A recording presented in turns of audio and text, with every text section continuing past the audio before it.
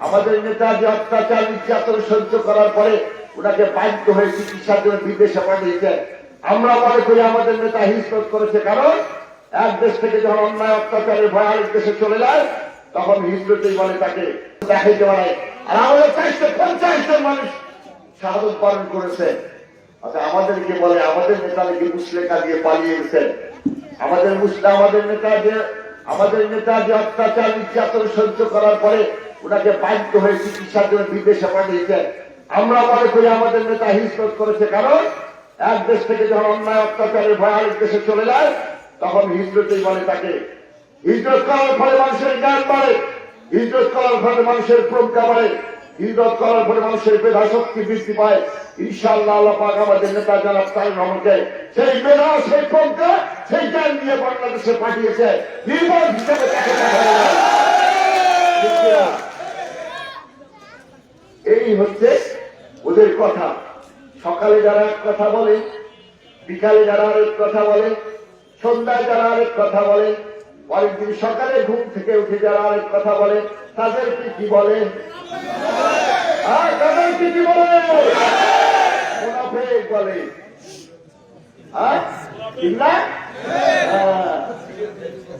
সুতরাং শুনবেন, মুনাফিকের সাথে শত্রু ভালো, কিন্তু মুনাফিক ভালো না।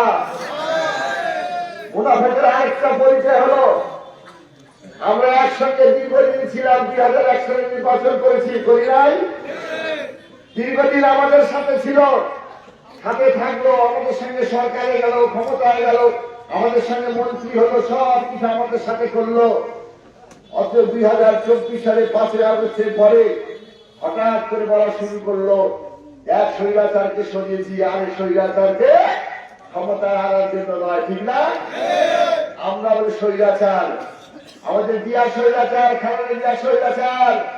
আর জিয়ার রহমান স্বৈরাচার হয় 1972 সাল থেকে শুরু করে 75 সাল পর্যন্ত দেশে উঠতে পারেন নাই, দেশে থাকতে পারেন নাই।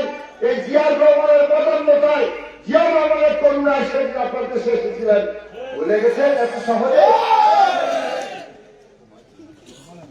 জিয়ার রহমান চেয়েছিলেন যে সবাইকে নিয়ে দেশটাকে করতে, যার জন্য আপনাদেরকে সেদিন সুযোগ করে দিয়েছিলেন। আজকে বলেন যে জামাতে নাকি রাজাকারীর সংখ্যা কম, বিএনপিতে বেশি। বিএনপিতে তো বেশি হবে রাজাকারীর সংখ্যা। তাই সব রাজাকার তো সেই সব দিয়ে দেয়। জিয়াউর রহমান সবাইকে তাকে বলতে আসে, সবাই মিলে আমরা দেশ করি। কিন্তু সেদিন দেশ করার সুযোগ না নিয়ে এসে আপনারা যে দেশ গড়েন নাই, দেশের ভালো আপনার কোনদিনের চান নাই।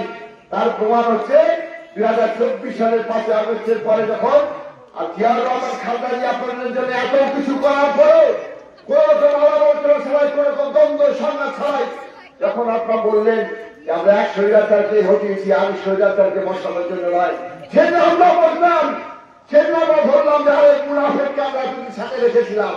ঠিক না? মুনাফিকটা চিনতে আমরা একটু দেরি করেছি। আমরা চিনতে পেরেছিলাম 2008 সালের নির্বাচনের পরে আমার দলের নেত্রী বেগম খালেদা জিয়া অত্যন্ত সহনশীল মানুষ, ধৈর্যশীল মানুষ।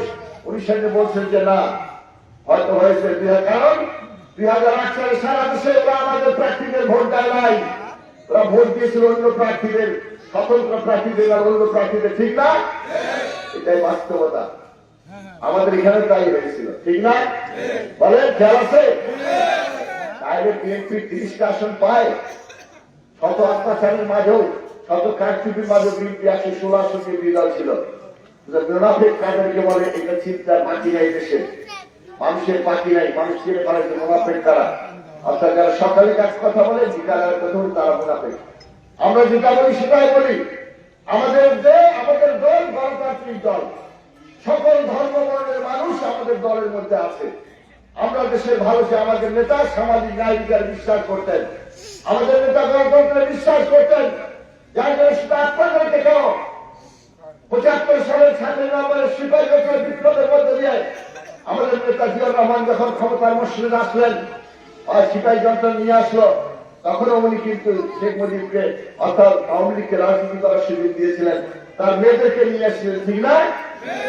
আসলে আমাদের দলের নেতা নেত্রীরা সবসময় সরল, সবসময় সৎ, যার জন্য কারো উপরে অসন্তুষ্ট হয়ে থাকতে পারবা নাই, যদি থাকতো তাহলে 2024 সালের 5 আগস্টের পরে আমাদের নেত্রী যখন ঘোষণা করলো, উনি বুঝলেন দুর্দৃষ্টে থেকে বুঝতে পেরেছেন আমাদের নেতা কর্মীরা 16 বছর অত্যাচার নির্যাতন সহ্য করেছে, তারা 16 বছর ধরে তারা জেল জুলুম হামলা মামলা সহ্য করেছে।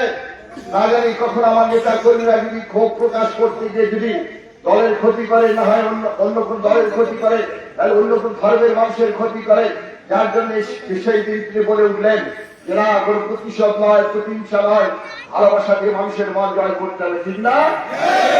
ওই দিন সারা বাংলাদেশের বিএনপির শত শত হাজার নেতা কর্মীরা সেদিন বুকে পাথর বেঁধে সেদিন সকল দলের নেতা কর্মীদেরকে এবং অন্য ধর্মের মানুষদেরকে রক্ষা করার জন্য সেদিন আমরা মাঠে ছিলাম, ঠিক না? সনাতন ধর্মের ভাইরা এখানে আছেন, আপনাদের উপরে কোনো অত্যাচার হয়েছে, কোন নির্যাতন হয়েছে? আমরা একসাথে থাকি, একসাথে আছি। আমি সনাতন ধর্মের কালকে পর্যন্ত আমি 76টা হরিবাসের অনুষ্ঠান করেছি। আমি 285 পূজা মণ্ডপের মধ্যে আমি 257 পূজা মণ্ডপে অংশগ্রহণ করেছি। আমাদের নেত্রী বলেছে যেহেতু ভালোবাসা দিয়ে মানুষের মন জয় করতে হবে, এই জন্য আমরা মানুষের মন জয় করার জন্য আমরা এই কাজে নিয়েছি। আমার নেত্রী বলে নাই হিন্দুদের মন জয় করেন না, মুসলমানদের মন জয় করতে, মানুষের মন জয় করতে হবে।